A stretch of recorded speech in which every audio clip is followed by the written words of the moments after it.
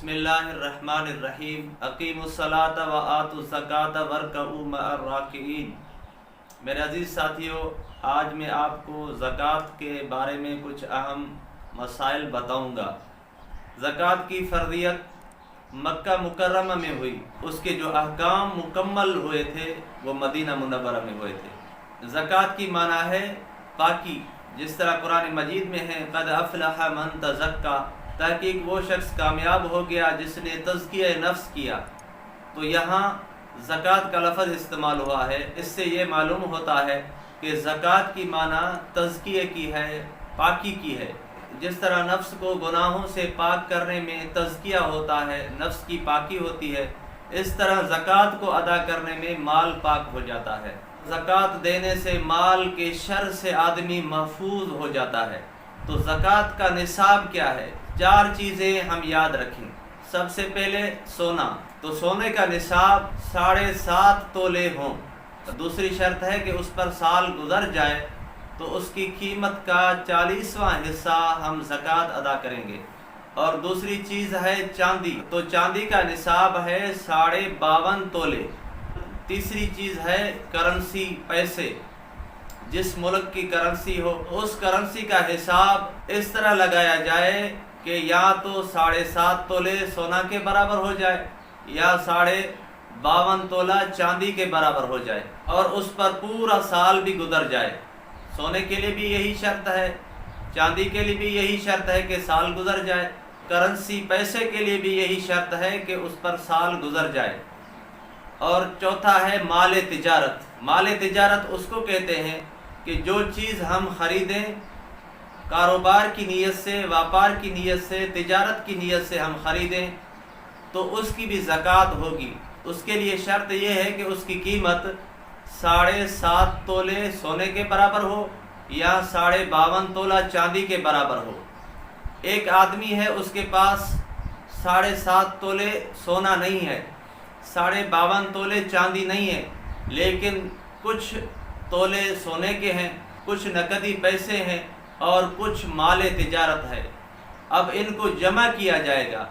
اب اس کو جمع کرنے کے بعد اب حساب یہ لگایا جائے گا کہ ان کے پیسے، ان کی قیمت 52.5 تولہ چاندی کے برابر ہو رہی ہے تو اس کو بھی زکوٰۃ ادا کرنی پڑے گی۔ تو اس آدمی کے اوپر زکوٰۃ فرض ہے، اس شرط پر کہ اس کا مال جو ہے سال کے اول پر اور سال کے آخر پر موجود ہو۔ زکوٰۃ کے لیے یہ شرط نہیں ہے کہ یہ رجب کا مہینہ ہے، رجب کے مہینے میں زکوٰۃ ادا کی جائے، یہ رمضان المبارک کا مہینہ ہے، رمضان المبارک کے مہینے میں زکوٰۃ ادا کی جائے۔ زکوٰۃ کے لیے شرط نہیں ہے۔ زکوٰۃ کے لیے یہ شرط ہے کہ جس مہینے میں وہ صاحب نصاب ہوا، یعنی پیسے والا ہو گیا، اس کے پاس 7.5 تولے سونا آ گیا یا 52.5 تولہ چاندی آ گیا، یا اس کے مثل نقدی پیسے آ گئے، کرنسی آ گئی، یا اس کے مثل مال تجارت آ گیا، تو وہ شعبان کا مہینہ تھا، مثلا شعبان کی 5 تاریخ تھی، اگلے سال تو اس کو شعبان کی 5 تاریخ میں زکوٰۃ ادا کرنا فرض ہے۔ زکوٰۃ ادا کرنے میں تاخیر نہ کرنی چاہیے، کیونکہ آدمی کی زندگی میں کوئی اعتبار نہیں ہے، یہ اللہ تبارک و تعالیٰ کا قرض ہے۔ جتنا ہو سکے نیکی کے کام میں جلدی کی جائے، تاخیر نہ کی جائے۔ تو زکوٰۃ میں اس مال کا 40واں حصہ دینا فرض ہے، اگر نہ دے گا تو اس کا مال حرام ہوگا اور وہ شخص گناہگار ہوگا۔ زکوٰۃ دینے سے ہی مال پاک ہوتا ہے۔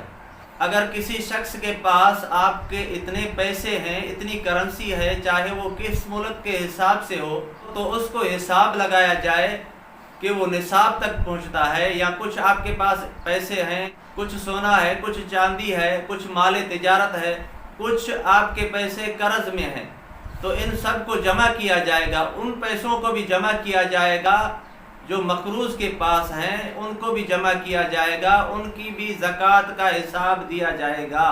اس وقت آپ زکوٰۃ کا پیسہ ادا کر رہے ہیں، اس وقت زکوٰۃ کی نیت ادا کرنا ضروری ہے۔ اگر بغیر نیت کے آپ زکوٰۃ کا پیسہ ادا کر رہے ہیں، زکوٰۃ کی نیت نہیں کر رہے، تو آپ کی زکوٰۃ نہیں ہوگی، دوبارہ زکوٰۃ دینا فرض ہے۔ اور جو پہلے آپ نے پیسے دیے تھے تو اس کا ثواب آپ کو ملے گا، لیکن اس کی زکوٰۃ ادا نہیں ہوگی۔ اور جب آپ نے فقیر کو یا مسکین کو زکوٰۃ دی لیکن نیت نہیں کی، جب تک کہ وہ فقیر کے پاس وہ پیسے موجود ہیں تو آپ نے زکوٰۃ کی نیت کی تو آپ کی زکوٰۃ ہو جائے گی، لیکن فقیر کے پاس وہ پیسے ختم ہو گئے تو اب آپ کی نیت کرنا درست نہیں ہے، آپ کو دوبارہ زکوٰۃ دینا ضروری ہے۔ زکوٰۃ آپ خود ادا نہیں کر رہے، کسی دوسرے شخص کو دے رہے ہیں، دل میں یہ نیت کر رہے ہیں کہ یہ پیسے فلاں شخص کو دے دے، تو اس نے دینے والے نے زکوٰۃ کی نیت نہیں کی، بلکہ تم نے نیت کی، ادا کرتے وقت یہ نیت کی کہ یہ پیسے جو ہیں فلاں شخص کو دے دے، تو اس سے بھی زکوٰۃ ادا ہو جائے گی۔ اس شخص کو جس کو آپ نے پیسے دیے ہیں ان کو نیت کرنا ضروری نہیں ہے۔ اگر آپ کے پاس کوئی ایسا شخص آئے جو غریب ہے، مفلس ہے، قرض لینے آئے، اور آپ یہ سمجھ رہے ہیں کہ میں اس کو قرض دوں گا تو واپس نہیں کرے گا، تو اس کو قرض ادا کرتے وقت دل میں یہ ارادہ کرنا کہ یہ جو میں پیسے ادا کر رہا ہوں اس کو یہ قرض کے طور پر نہیں دے رہا، زکوٰۃ کی نیت سے دے رہا ہوں، تو اس سے بھی آپ کی زکوٰۃ ادا ہو جائے گی، ان کو بتانے کی ضرورت نہیں ہے۔ آپ کے پیسے تھے، مثلا 20,000 تھے یا 30,000 قرض تھے کسی شخص کے اوپر، تو آپ نے زکوٰۃ کا حساب کیا تو آپ کی زکوٰۃ 30,000 یا مثلا 40,000 نکل رہی تھی۔ میں یہ ارادہ کریں کہ فلاں کے پاس میرا قرض ہے، یہ زکوٰۃ میں شمار کر رہا ہوں، اس سے آپ کی زکوٰۃ نہیں ہوگی، کیونکہ اولاً آپ قرض کی نیت سے دیا تھا، اب دوبارہ اس میں نیت تبدیل نہیں ہوگی، دوبارہ آپ کو زکوٰۃ ادا کرنا پڑے گی۔ کسی شخص کو آپ انعام کے طور پر کوئی ہدیہ دے رہے ہیں یا انعام کے طور پر دے رہے ہیں، ظاہراً وہ ہدیہ ہے، ظاہراً وہ انعام ہے، لیکن تیرے دل میں یہ نیت ہے کہ یہ جو میں انعام دے رہا ہوں، ہدیہ دے رہا ہوں، یہ زکوٰۃ کی نیت سے دے رہا ہوں، تو اس سے بھی زکوٰۃ ادا ہو جائے گی، ان کو بتانے کی ضرورت نہیں ہے۔ اللہ تعالیٰ سے دعا ہے کہ اللہ تبارک و تعالیٰ ہم سب کو دینی مسائل سیکھنے کی توفیق عطا فرمائے۔ وما علینا الا البلاغ۔